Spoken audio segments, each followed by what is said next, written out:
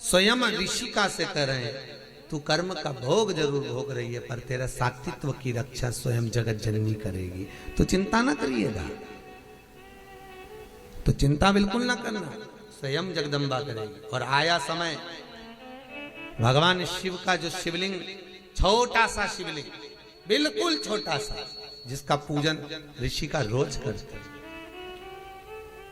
और बहुत ध्यान देना जीजियों, आपसे निवेदन है, आपके घर में जितने पुराने भगवान हैं, ठाकुर जी हैं, देवता हैं, ये सिद्ध हो चुके हैं। कैसे हो गए हैं? सिद्ध। जिस माला से हम जाप करते हैं वो माला हमारी सिद्ध हो जाती है जब जप कर।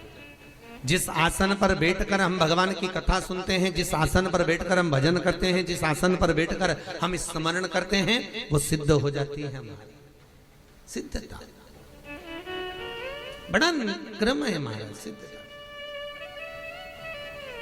तो बड़ी सिद्ध है आपके घर में जो भगवान है। तो भगवान स्वयं कह रहे हैं, भोलेनाथ जी कह रहे हैं कि ऋषिका, जिस शिव की तू आराधना करती है, ऋषिका जिस शंकर का तू पूजन करती है, ऋषिका जिस शिव का तू अनुमोदन करती है, तेरी रक्षा करने वाला यही शिवलिंग है, बस यही।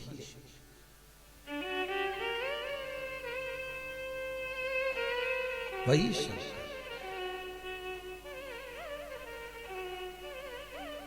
अच्छा, बहुत ध्यान देना, कई लोग कहते हैं शंकर जी घर में नहीं रखना। एक वो महाराज आ गए थे पहले टीवी पे, उन्होंने सबके घर के शंकर जी को निकलवा के पीपल के पेड़ के नीचे रखवा दिया, भगवान ने उनको ही निकाल दिया।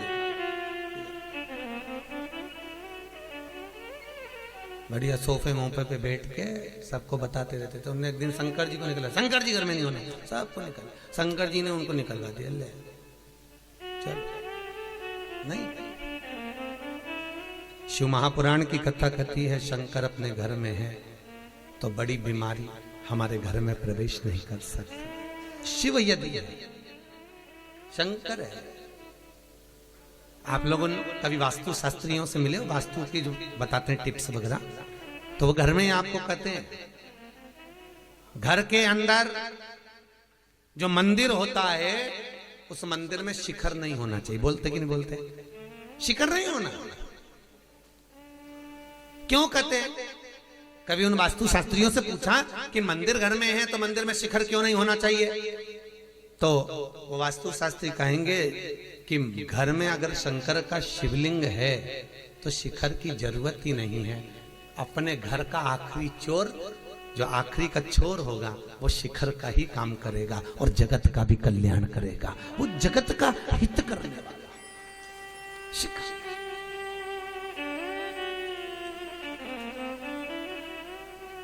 उनसे पूछोगे वो बताएंगे आपको कि मंदिर में अगर शंकर है, मंदिर में अगर शिव विराजमान है, भोलेनाथ विराजे हुए हैं, तो फिर क्या सोचना? फिर नहीं सोचना, शंकर है, शिव है, बैठे हैं।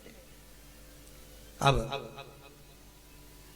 एक दिन ऋषि का शिव की आराधना में लगी थी, युवानी अवस्था हो गई, और युवानी अवस्था में जब जवान हो गई, बड़ी सुंदर थी वो, अति रमणीय, अति सुंदर, बहुत सुंदर, बहुत सुंदर। और इतनी सुंदर ऋषिका, इतनी सुंदर थी, शिव का भजन कर रही थी। वहीं पर एक मूढ़ नाम का राक्षस है। क्या नाम था उसका? मूढ़। और मूढ़ नाम का राक्षस आया और उस मूढ़ नाम के असुर ने आकर जब ऋषिका को देखा तो देखकर उसकी चित्त वृत्ति में, उसके मन में ऋषिका के प्रति प्रेम जागृत हो, काम उत्तेजना जाग, और वो ऋषिका को अपना बनाने के लिए प्रयास कर रहा, और ऋषिका को अपना बनाना चाहिए। बहुत ध्यान दीजिए। एक कथा आपने भागवत जी में सुनी होगी, पवन रेखा की। कौन? कंस की मां, राजा कंस की मां पवन रेखा रजस्वला धर्म के, कौन से धर्म के? रजस्वला धर्म, जो नारी 7 दिन काम नहीं करती, उस रजस्वला धर्म के चौथे दिन बाल धोकर वन में चली गई थी पवन रेखा। भागवत जी में पंडित जी ने आपने को सुनाया होगा कंस का जन्म।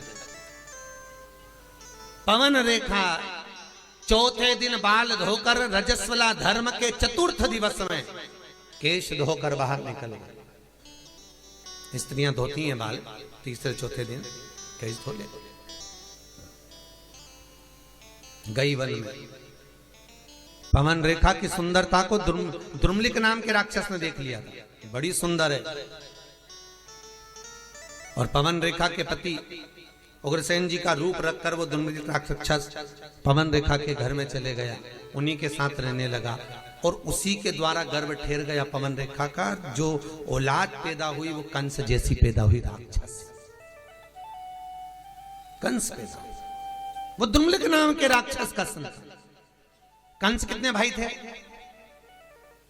अरे जम के बोलो जरा। कृष्ण कितने भाई थे?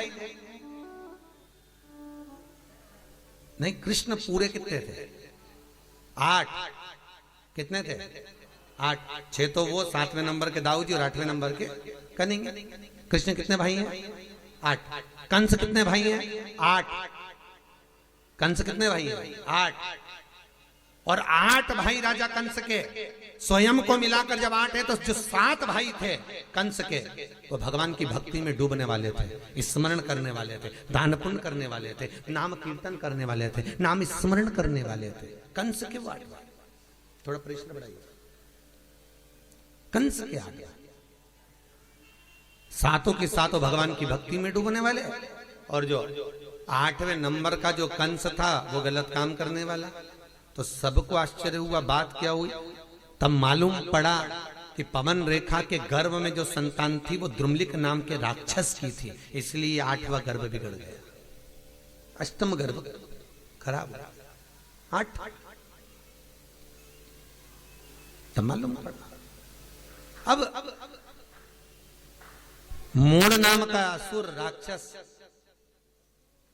ऋषिका को अपना बनाना चाहता था, ऋषि का भजन में डूबी हुई थी। बहुत ध्यान देना साहब, राजा श्वेत भजन में डूबे, मृत्यु देवी को भी मरना पड़ा था, यमराज के भी प्राण छूट गए थे महाराज, यमराज के, राजा श्वेत के कारण। और अब स्वयं ऋषिका जब शिव की आराधना में लगी हुई है, ऋषिका जब भगवान शंकर का भजन कर रही है, ऋषिका जब शिव का स्मरण कर रही है, ऋषिका जब शंकर का अनुमोदन कर रही है, और उसी समय पर जो मूढ़ नाम का असुर आया शंकर का भजन में, तो ऋषिका डूबी थी, स्वयं शंभु प्रकट हो गए और शंकर ने प्रकट होकर उस मूढ़ नाम के राक्षस का संहार करा। ऋषि का चरणारविंद का स्मरण करने लगी, प्रभु इस मूढ़ नाम के असुर ने मुझे गलत दृष्टि से देखा है, गलत दृष्टि से देखा। और मूढ़ नाम के असुर ने जब मुझे गलत दृष्टि से देखा है तो मेरा जीवन शिव आपको समर्पित करने के लिए नहीं रहा, कुछ कृपा करिए। शंकर भगवान ने गंगा जी को बुलाया। गंगा, ऋषिका ने जिस शंकर के शिवलिंग की पूजन करी है वो शिवलिंग नर्मदा जी के तट पर यहां नंदिकेश्वर के नाम से विराजमान होगा। गंगा, तो ऋषिका का कल्याण कर। गंगा मैया स्वयं आई और आकर बैसाख की पूर्णिमा के दिन गंगा जी ने नर्मदा के तट पर नंदिकेश्वर के सामने ऋषिका का ऊपर जब जल वृष्टि करी तो उसका उद्धार कर दिया। उद्धार करा तो ऋषिका ने हाथ जोड़कर निवेदन करा, गंगा मैया मैं भले शिव के धाम चली जाऊं पर निवेदन आपसे इतना सा है, वर्ष में एक दिन आप नंदिकेश्वर पर आकर स्वयं विराजमान होना। आज भी नर्मदा जी के तट पर नंदिकेश्वर शिव का शिवलिंग है महाराज, शूलपाणेश्वर की झाड़ी के आगे। वहां पर 2 नदी की धार है। कितनी है? 2। एक ये नर्मदा जी बहकर आ रही है और एक नदी ये गंगा का जल है। तो ये जो नर्मदा जी बहकर आ रही है ये तो निरंतर बह रही है, पर एक नदी का स्थान बना हुआ है, एक नदी का स्थान बना हुआ है। वो नदी साल में केवल एक बार आप लोगों ने कहीं किसी किसी के व्हाट्सएप पे भी वो आई होगी नदी का दर्शन करा होगा शायद। अभी बीच में एक बार किसी के व्हाट्सएप पे मैसेज में भी थी, एक नदी तो बह रही गंगा नर्मदा, पर जो दूसरी नदी है गंगा, वो बैसाख की पूर्णिमा के दिन साल में केवल एक बार वो नदी नर्मदा से मिलने के लिए गंगा आज भी आती है, आज भी आती है, केवल एक दिन के लिए, केवल मात्र एक दिन के लिए, वो बैसाख की पूर्णिमा नंदिकेश्वर। लोग कहते हैं महाराज जी शंकर के चमत्कार क्या? हम कहते हैं चमत्कार देखना है तो कभी तुम जाओ बिजली महादेव पर जाकर देखो कि पूरे भारत की भूमि की सबसे पहली बिजली शंकर के शिवलिंग पर मनाली में गिरती है। बिजली महादेव के ऊपर बिजली गिरती है और शंकर के टुकड़े टुकड़े हो जाते हैं, और वहां एक व्यक्ति मक्खन मंकर लाता है और शंकर के टुकड़ों को जोड़ता है, फिर हाथी की सूंड से पांव से भी तोड़वाता तो शिवलिंग नहीं टूटता है। वो बिजली महादेव मनाली में। कभी मौका मिले नंदिकेश्वर जाकर देखिए, नर्मदा के जल के पास में गंगा का जल आज भी बैसाख की पूर्णिमा के दिन मिलने के लिए आता है। प्रति वर्ष एक दिन, मात्र एक दिन, दूसरे दिन नदी फिर सूख जाती है वापिस। कहा नहीं भगवान? नर्मदा नदी शंकर भगवान के, शिव के शरीर के पसीने से बेटी के तुल्य में प्रकट हुई। नर्मदा अमरकंटक से निकली, बड़ी सुंदर जगह है महाराज, कभी मौका मिले जाइए। भगवत चित्त का स्मरण हो।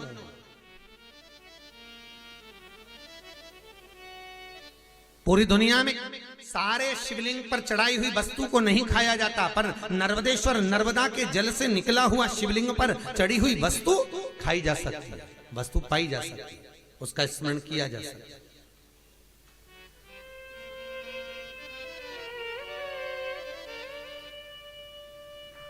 ये उसी में का भाग है, जैसे पान का पत्ता। कौन सा पत्ता? पान। दर्शन करेंगे पान।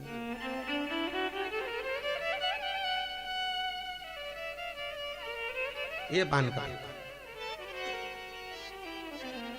इस पान के पत्ते पर ये, इसका जन्म कहाँ हुआ आपको मालूम होगा ना? पान का जन्म कहाँ हुआ है?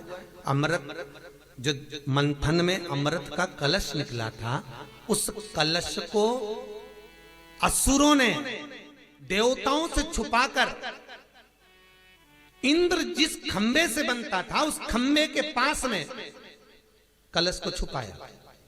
वहीं कलश को रखे रखे उस कलश की बूंद नीचे टपक गई थी, तो पृथ्वी से संसर्ग होकर एक बेल उत्पन्न हो गई थी। उस बेल से ये पान का पत्ता उत्पन्न हुआ था। इसलिए पूजन में पान की बड़ी महत्वता होती है महाराज।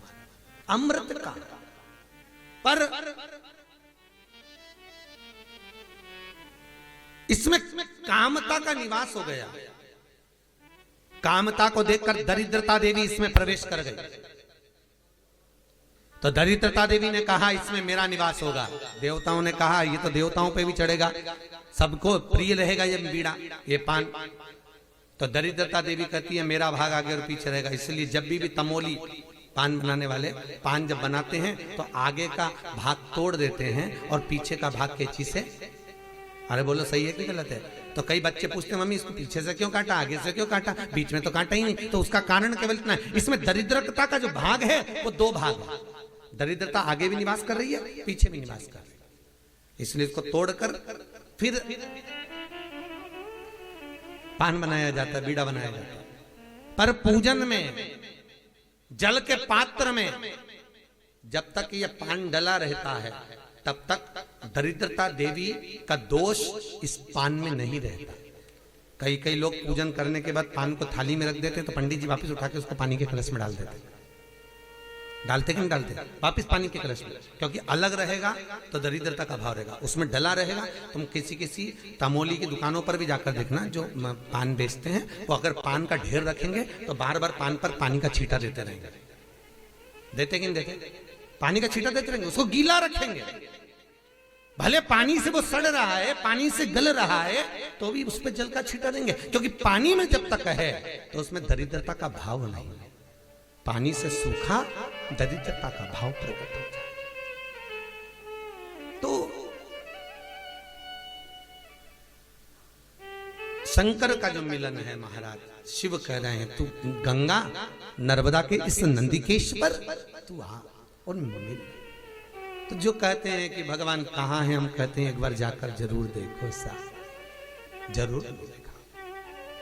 उसकी प्राप्ति का केंद्र बिंदु है वो जो अवश्य प्राप्त होता है। शंकर की कथा कहती है ऋषिका शिव के धाम में चली जाती है, देवताओं ने पुष्पों की वृष्टि करी है, गंधर्व गान करे हैं, अप्सरा नृत्य करी, चारों तरफ सुख समाहित हो जाता है, सुख समाहित। इधर भगवान शिव की कथा कहती है शंकर भगवान अनुमोदन करते, आनंद के सुख की राशि है, सुंदर मंगल विवाह प्रसंग का स्मरण हुआ।